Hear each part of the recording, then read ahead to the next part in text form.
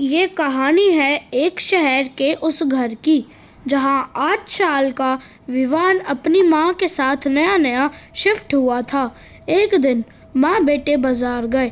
एक कोने में एक दुकानदार पुराने खिलौने बेच रहा था। वहाँ विवान की नज़र अटक गई। एक पुरानी लकड़ी का घोड़ा। मम्मा, मुझे ये चाहिए। माँ ने मुस्कुराकर वो घोड़ा ले लिया, लेकिन जाते जाते दुकानदार ने एक बात कही, इस घोड़े ने बहुत कुछ देखा है, संभाल के रखना। उस रात विवान अपने नए घोड़े पर झूलता रहा। धीरे धीरे बत्तियां बंद हुई, अंधेरा फैल गया।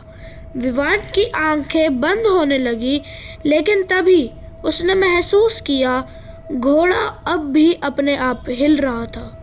हवा रुक गई थी। कमरे में एक अजीब सा सन्नाटा था, जैसे कोई और भी वहां मौजूद हो। सुबह विवान माँ के पास आया, डरा हुआ था।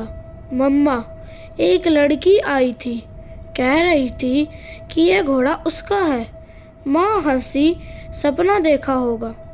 लेकिन माँ नहीं जानती थी, ये सपना नहीं था, ये एक चेतावनी थी। अब हर रात वो आवाज़ गूंजती, खिलौना वापस दो। घोड़ा फिर अपने आप हिलने लगता। विवान अब डरने लगा था, लेकिन उसकी आंखें बता रही थी कुछ तो हो रहा है। एक दिन स्कूल में टीचर ने देखा विवान अकेले बैठा किसी से बात कर रहा था। किससे बात कर रहे हो? उसी लड़की से जो कहती है घोड़ा वापस दो।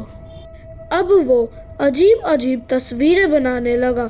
एक छोटी लड़की की, एक जलते हुए कमरे की, और बीच में वही घोड़ा। रातों में वो घोड़े पर बैठा दिखता, आंखें खुली होती, मगर उनमें अब विवान नहीं, कोई और था। माँ घबरा गई। उसने पास ही की एक बुजुर्ग महिला से बात की, जो वर्षों से वहीं रह रही थी। जब उन्होंने घोड़े की बात की, उनका चेहरा पीला पड़ गया। ये वही घोड़ा है, नंदिनी का। वो औरत माँ के साथ घर आई, और जैसे ही विवान का कमरा देखा, वो काँप उठी। मैंने इस घोड़े को पहले देखा है, इस घर में रहने वाली बच्ची नंदिनी। यही घोड़ा उसका सबसे प्यारा खिलौना था। फिर उसने वो रात याद की। एक रात आग लगी थी, कमरे से चीखें आ रही थी। नंदिनी की माँ ने दरवाज़ा तोड़ने की कोशिश की, लेकिन तब तक बहुत देर हो चुकी थी। और फिर अगले 3 दिन तक उसी बंद कमरे से किसी के रोने की आवाज़ें आती रही, जबकि सबको पता था नंदिनी अब इस दुनिया में नहीं रही। उस रात माँ ने चीख सुनी। वो दौड़ती हुई विवान के कमरे में पहुंची। विवान घोड़े पर बैठा था।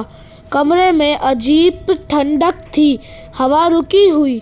दीवार पर खरोंचों से लिखा था, अब मेरा खिलौना वापस आ गया। अगली सुबह कमरे में ना विवान था, ना उसकी आवाज़, बस एक जला हुआ फोटो पड़ा था, विवान की तस्वीर, और लकड़ी का घोड़ा बिल्कुल शांत।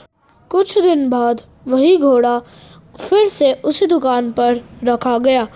अब उसकी आंखें फिर एक मासूम को ढूंढ रही थी।